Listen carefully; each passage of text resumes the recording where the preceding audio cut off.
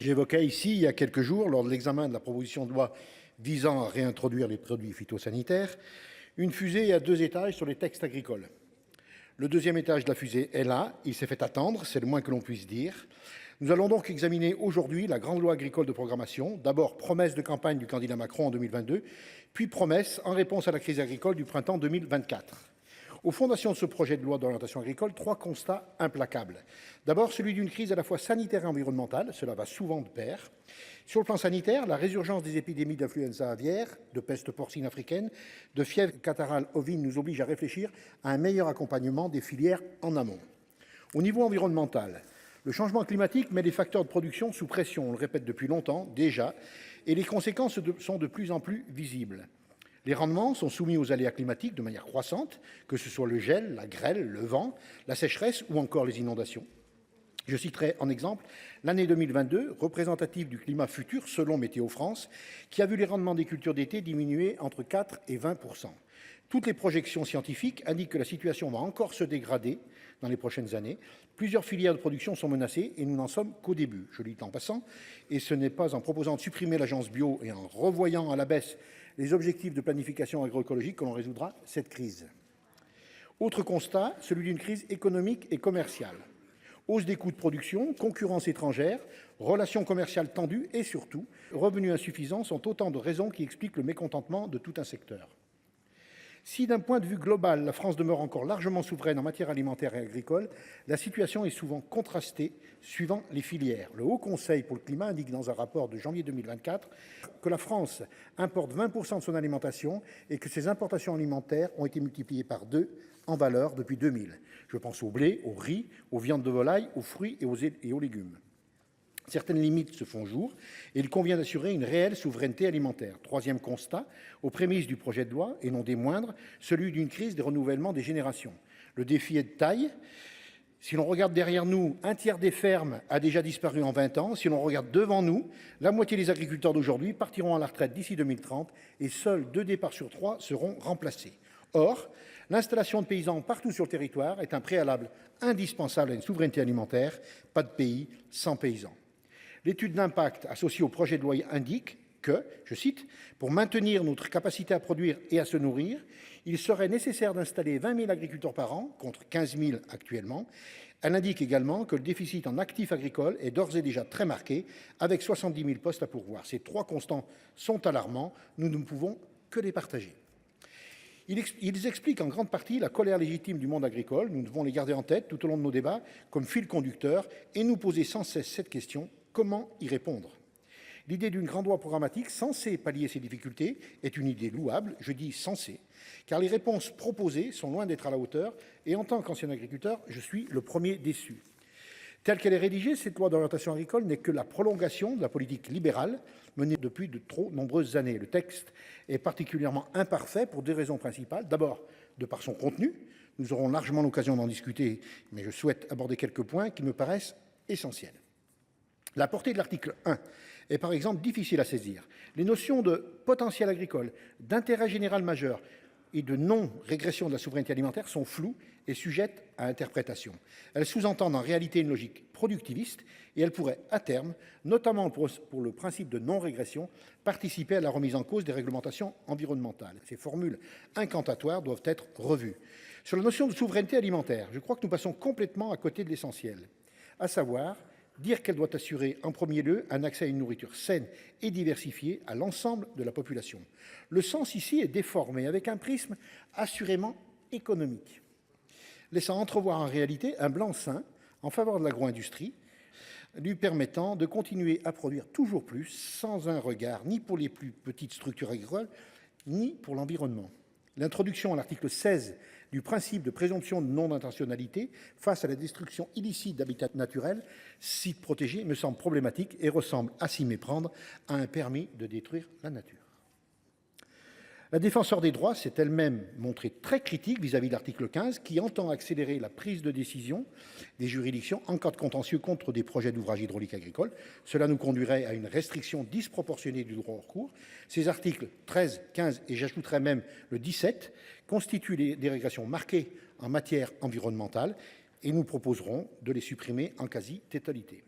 J'ajoute, à titre d'exemple, et pour éclairer encore davantage la régression, entre le texte voté à l'Assemblée et celui qui nous est proposé aujourd'hui, nous sommes passés de 17 occurrences du terme agroécologie à 3. Mais surtout, le projet de loi est imparfait au regard de toutes ses lacunes, de tous les manques et de toutes les thématiques restées sans réponse. Autant de sujets cruciaux qui constitueraient des réponses viables, concrètes et directes aux attentes des paysans, mais qui ne sont pas évoqués dans le texte et qui seront considérés comme irrecevables durant nos discussions. Aucune mesure sur le revenu agricole, alors qu'en 30 ans, le revenu net de la branche agricole a baissé de près de 40% en euros constants, une forte hétérogénéité en fonction des catégories d'exploitation. Les agriculteurs ne demandent qu'à vivre dignement de leur travail. Aucune mesure sur la construction du prix, reportée à une éventuelle, peut-être, on a cru comprendre, une prochaine, Madame la Ministre, Egalim 5. Je ne sais pas quand est-ce qu'elle va arriver sur nos bancs. Aucune mesure sur le foncier pour lutter contre l'accaparement des terres. Il s'agit pourtant d'un élément indispensable à l'installation. Nous ne pourrons pas faire l'économie d'une grande loi foncière. Aucune mesure de réorientation de la PAC, alors qu'on sait très bien que 25% des agriculteurs captent les 2/3 des aides à l'échelle française. Nous avons pourtant des leviers à travers le plan stratégique national et ce PSN est à votre main, Madame la Ministre. Aucune mesure d'accompagnement à la transition agroécologique et même pire, une forme de régression avec l'ensemble des articles du titre 4. Nous ne sommes pas des fanatiques ni des obscurantistes verts, comme vous aimez à nous qualifier. Nous souhaitons simplement installer des jeunes agriculteurs sur les sols qui fonctionnent. Nous souhaitons simplement que l'exercice de leur métier ne les rende pas malades. Nous souhaitons simplement que les agriculteurs puissent produire une alimentation saine et accessible à tous. Nous souhaitons simplement permettre aux paysans de vivre de leur métier. Comment peut-on concevoir une loi programmatique pour tout un secteur pour les 10 prochaines années qui n'aborde pas toutes ces questions? Vous l'aurez compris, au sein de mon groupe socialiste du Sénat, nous nous opposons à ce projet de loi qui n'est pas à la hauteur du monde agricole. Vieux monde qui se meurt, clair obscur d'où surgissent les monstres. Vous vous êtes inspiré, Madame la Ministre, de la pensée d'Antonio Gramsci, communiste italien, penseur marxiste-léniniste, pour introduire votre discours. Excellente référence. Alors oui, je vous vois sourire, donc on est d'accord. Alors oui, nous devons comprendre le moment présent et dire le nouveau monde que nous voulons pour demain. Et je vais essayer de le faire. En 2014, prenant acte de la nécessité et de l'urgence d'une action publique en faveur du climat et de l'environnement, la France se dotait d'une loi d'avenir pour l'agriculture, l'alimentation et la forêt. Cette loi portait sur les fonds baptismaux l'agroécologie, en lui fixant un objectif de triple performance économique, sociale et environnementale. 10 ans après, une évaluation, un point de situation au regard de ces objectifs aurait été utile pour répondre aux difficultés identifiées et prolonger la démarche avec une efficacité accrue.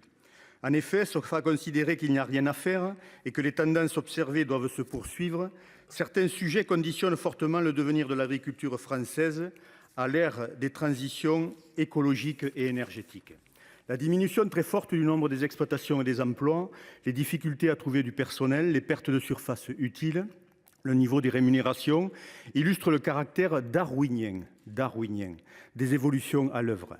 La sélection économique naturelle se poursuit inéluctablement. Dans ce contexte, les expressions récentes et diverses de la profession agricole auraient mérité d'être mieux entendues et prises en compte pour répondre aux difficultés. Et en premier lieu, celles relatives aux revenus. À partir d'une très bonne idée, celle des États généraux de l'alimentation, les lois Egalim se sont succédé sans apporter de solutions satisfaisantes et pérennes aux agriculteurs les plus en difficulté.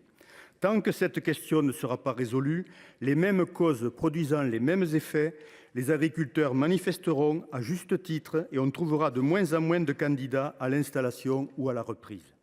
Rien, hélas, dans le texte dont nous allons débattre ne nous permettra de leur apporter des solutions sur ce point. La formation, le conseil et le diagnostic des exploitations, au demeurant nécessaires et même développés à haut niveau, ne répondront pas à la question du revenu pour le plus grand nombre. Dans un contexte de concurrence souvent exacerbée, où le marché fait loi, le développement de l'agroécologie nécessite aussi la définition et la mise en œuvre d'outils de régulation des marchés et des prix. Pourtant, des outils disponibles pourraient être mis en œuvre, comme celui du Fonds de stabilisation du revenu agricole que le groupe socialiste avait fait voter ici même en 2016. Henri Cabanel s'en souviendra. La PAC actuelle contribue au revenu, mais de façon uniforme et rigide. Sans pouvoir de marché, et c'est le cœur du problème, les producteurs subissent d'autant plus la volatilité des prix que tous les mécanismes de régulation qui existaient ont disparu. Le dernier en date était celui des quotas laitiers, avec quasi-disparition du cheptel productif et donc nouvelle étape de réduction de la polyculture élevage sur certains territoires comme le mien, le Gers. Dans l'Union européenne, peu de pays ont mis en place des dispositifs de gestion des risques de marché, alors que le règlement européen 1305 de 2013 le permet toujours. Je pense aussi qu'il serait utile de réfléchir à la régulation de certains marchés à partir de corridors de prix, entre prix plancher et prix plafond, comme c'est le cas dans d'autres secteurs économiques. Des évolutions structurelles de la PAC doivent être aussi envisagées. Le premier budget de l'Union européenne, la légitimité de la PAC est de plus en plus questionnée par le grand public. Plus fondamentalement, la question des modèles agricoles que les États membres entendent soutenir est posée. Dans l'objectif d'un approfondissement du modèle agroécologique et d'une meilleure prise en compte du travail des agriculteurs, la PAC devrait progressivement passer de primes surfaciques à des paiements pour services environnementaux, dans la progressivité. L'application de l'article 45 au texte que nous allons discuter cette semaine nous empêche d'aborder ces sujets, mais il serait intéressant, Madame la Ministre, que vous nous disiez quelle est votre vision des évolutions souhaitables de la PAC pour soutenir le revenu du plus grand nombre d'agriculteurs dans un contexte de transition écologique qu'il faut approfondir. Je pense tout particulièrement à la qualité biologique et sanitaire des sols et au maintien de la polyculture élevage, absolument vital pour le devenir de pans entiers de notre territoire national. Il n'est pas trop tôt pour engager ce débat à propos de la prochaine PAC et du plan stratégique national de la France qui en résultera. Nous regrettons aussi que ce projet de loi ne contienne pas de mesures concrètes sur le foncier et qu'ait été abandonné le projet de grande loi foncière dont nous avons besoin pour infléchir les tendances constatées qui, en l'état, semblent inéluctables.